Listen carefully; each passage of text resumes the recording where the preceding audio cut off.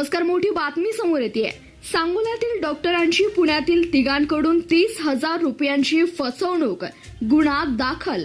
सांगोल्यातील सुप्रसिद्ध डॉक्टर रणजित संतोष केळकर यांची बीयू भंडारी कंपनीच्या पुण्यातील 3 अधिकाऱ्यांनी 30,000 रुपयांची फसवणूक केल्याची घटना उघडकीस आली आहे। या प्रकरणी सांगोला पोलीस ठाण्यात अविनाश पाटील, रेणुका त्रिपाठी व प्रशांत शिंदे या तिघांविरोधात गुन्हा दाखल करण्यात आलाय।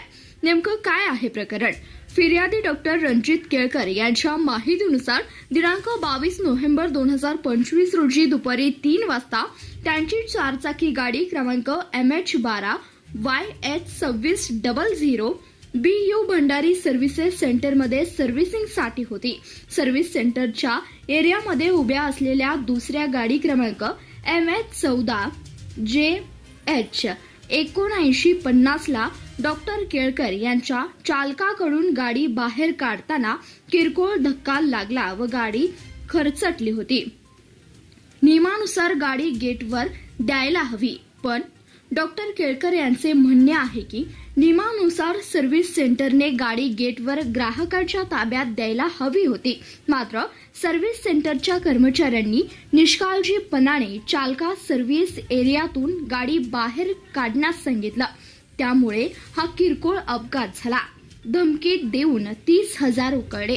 अपघातानंतर बीयू भंडारी कंपनीचे जनरल मॅनेजर अविनाश पाटील व सर्व्हिस मॅनेजर प्रशांत शिंदे यांनी डॉक्टर केळकर यांना फोन करून नुकसान झालेल्या गाडीच्या खर्चापोटी तत्काळ 30,000 रुपये पाठवा, नाहीतर तुमची गाडी ताब्यात देणार नाही अशी धमकीही दिली।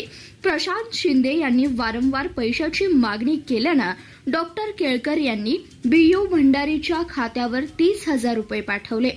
पावती फक्त 15,000ची, उरलेले 15,000 गेले कुठे? पैसे पाठवल्यानंतर डॉक्टर केळकर यांनी जनरल मॅनेजर अविनाश पाटील यांच्याकडे पावतीची मागणी केली। त्यावर कंपनीच्या रेणुका त्रिपाठी यांनी केवळ 15,000 रुपयांची पावती पाठवली। त्या पावतीवर पैसे कशासाठी घेतलेत याचा कोणताही उल्लेख नव्हता। उर्वरित 15,000 रुपयांसाठी कंपनीकडून क्रेडिट नोट देण्याची अट घालण्यात आली। फसवणूक केल्याची खात्री गुन्हा दाखल त्यावेळी करण्यात आला। 30,000 रुपये घेऊन फक्त 15,000चीच पावती दिल्यानं आपली फसवणूक झाल्याची खात्री डॉक्टर केळकर यांना पटली। त्यांनी तात्काळ सांगोला पोलीस ठाण्यात धाव घेतली। दिनांक 1 जून 2026 रोजी रात्री 11:18 अविनाश पाटील, रेणुका त्रिपाठी व प्रशांत शिंदे या तिघांविरोधात BNS कलम 318(4) व 3(5) नुसार फसवणुकीचा गुन्हा दाखल करण्यात आला। या गुन्ह्याचा दाखला अंमलदार पोलीस 931 बनकर यांनी घेतला असून पुढील तपास पोलीस कॉप 1547 वंजाळे हे करीत आहेत। धन्यवाद। पाहत रहा CBS न्यूज मराठी। आपल्या भागातील नवनवीन बातम्या आणि जाहिराती पाहण्यासाठी आता CBS न्यूज मराठीला सबस्क्राईब करा, लाईक करा, शेअर करा आणि बेल आयकॉन प्रेस करा।